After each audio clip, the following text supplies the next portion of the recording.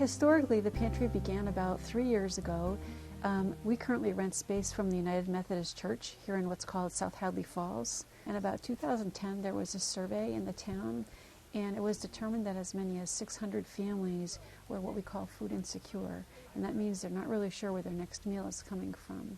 So historically, our pantry started because there was a determined need for people for food. Churches had already been getting calls and things like that for assistance, so they kind of formalized their efforts. It was around Martin Luther King in that year, 3 years ago this year, that the food pantry actually came into being.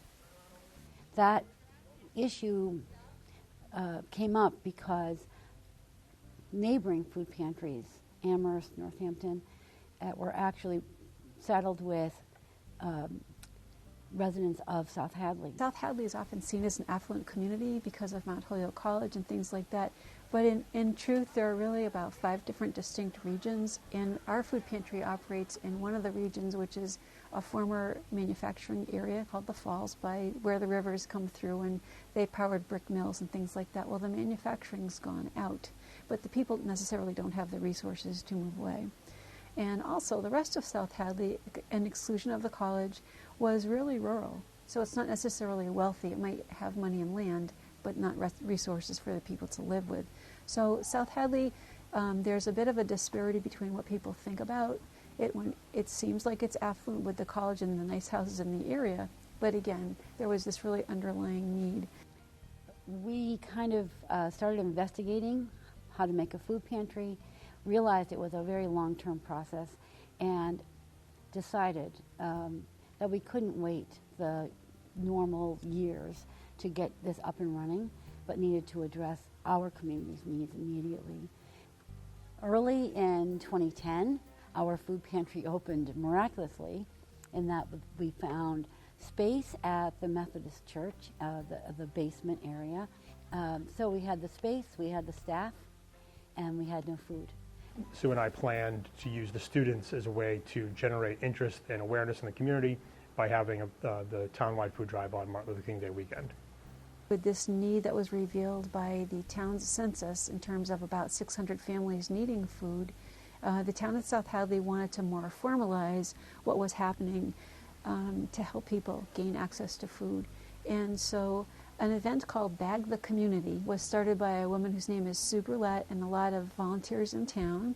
It actually started out of the South Hadley High School, and at that time they dropped off paper grocery bags at people's homes in the area. They worked with different town departments like the Department of Public Works and things like that. And they put a little note on the bag and said, "We have a need for food. There are people in this community who are hungry, and we'll give you this bag on Saturday. On Monday we'll come back, and if you'd like to put some food in it, we'll collect the bag at that time." And they did that and brought all the food back to the South Hadley High School. They collected about 5,000 pounds of food. So what's interesting about that, besides it's a lot of food, when you think about it, spaghetti, cans of beans, and things like that, non-perishables of course, is that it really kicked off the history of the South Hadley Food Pantry. That was how we got started. We started off with a school food drive, and we challenged the students to see how much food they could bring in during the month of December. My office was literally filled with cans and ramen noodles and all sorts of food, to the point where I couldn't even walk around anymore. And then from there, we expanded out into the community. The inside school drive was hugely successful. That was paired with the community-wide drive called Bag the Community. And that process, that happens now every year during Martin Luther King weekend, which is connected to the National Day of Service. Well, the project usually starts in the fall with meetings, and then little by little we get everything organized and everybody signed up, and it really gets hectic the last month before the food drive. We distribute grocery bags, empty bags, with attached flyers explaining the process to, this year it'll be 5,000 homes. The first year it was 2,000 homes. Then on Monday we go back to those same residences and collect filled bags of groceries. The food drive is, I think, one of the most special events that we have in the South Hadley community. Having, so many people, hundreds of volunteers together in one place, all working for a common goal. The way the community works together. There are some families who participate even though their children aren't in high school, just because they want them to do some time serving the community. And they'll show up and take a car and pick up the bags on Monday, just like the high school students help out. As a teacher, seeing the students get involved, but also to see students outside of the South Hadley high school community get involved with the students as well, bringing everyone together, has been really special and been great to be a part of. We replenish our stock of food here at the pantry. Given that we're hoping to put out as many as 5,000 bags, we're hoping to get back somewhere in the neighborhood of 20,000 to 40,000 pounds of food. Given that we're giving out a little bit over 100,000 pounds of food, that's about 20% to 40% of the whole year's need on one day. All the food that comes in and the community support, because it's taken a long time for people to realize there's a food pantry. Because South Hadley has a bad name, like everyone thinks we're rich. It's not true. And it's taken 3 years for people to realize there is a place to come and get help, and it's not a big embarrassment. These are tough times, family-wise and elderly people.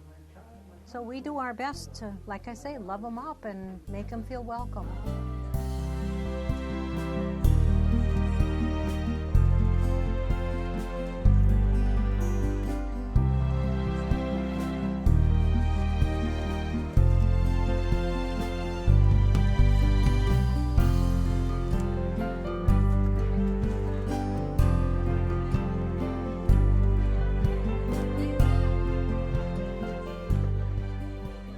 The initial purpose was to actually provide our food pantry with food.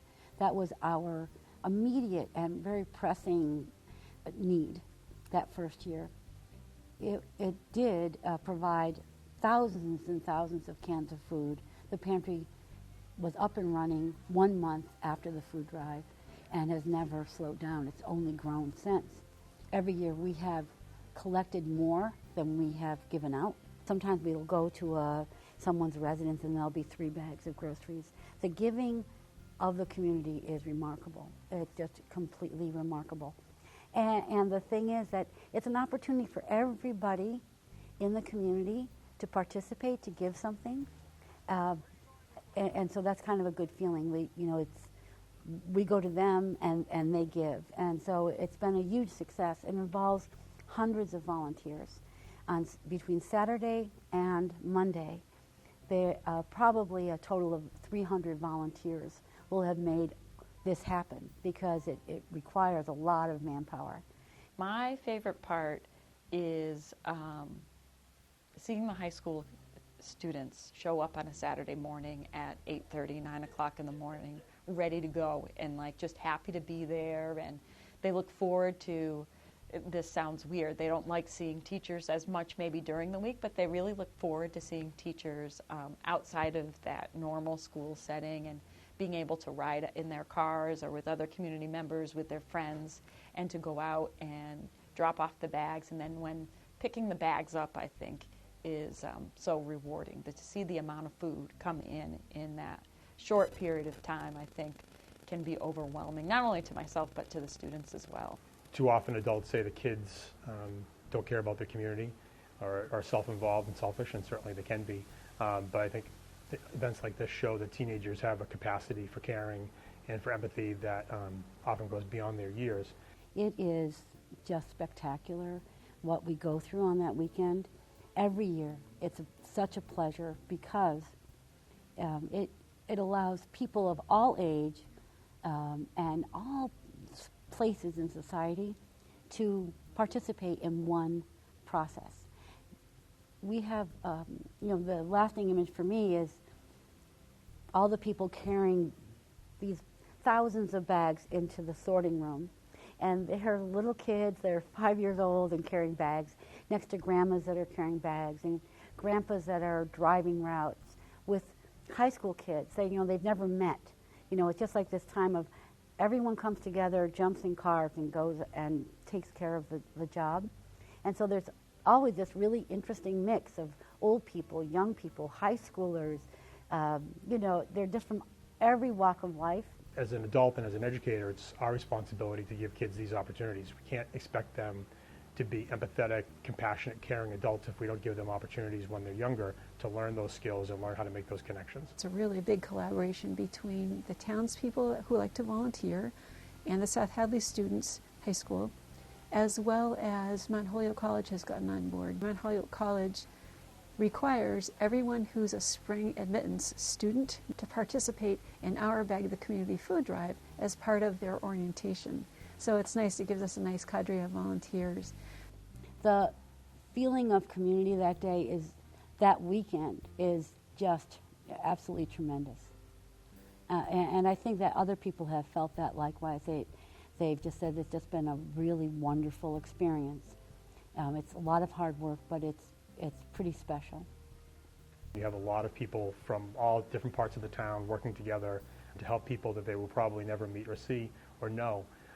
And they're all doing it out of a sense of this is the right thing to do and this is how we make our community a better place. One of the most important things that we'd like to do is kind of always increase community awareness so that more and more people understand that there is an issue of food insecurity in the area so that we can help address it. Working with all kinds of people is just so much fun.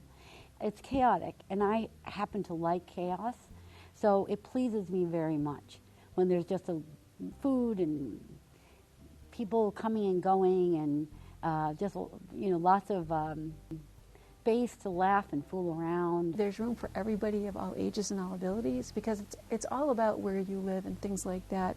And I think that it's in the spirit of the Martin Luther King Day of Service idea, so that's really important.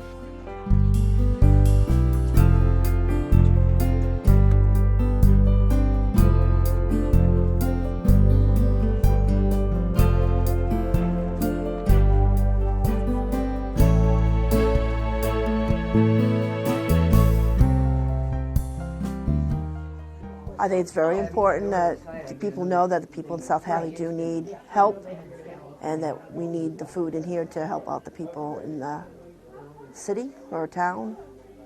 The food pantry, the high school, and Mount Holyoke with complete community support. And that's kind of a neat development because the town-gown relationship has been bridged a bit.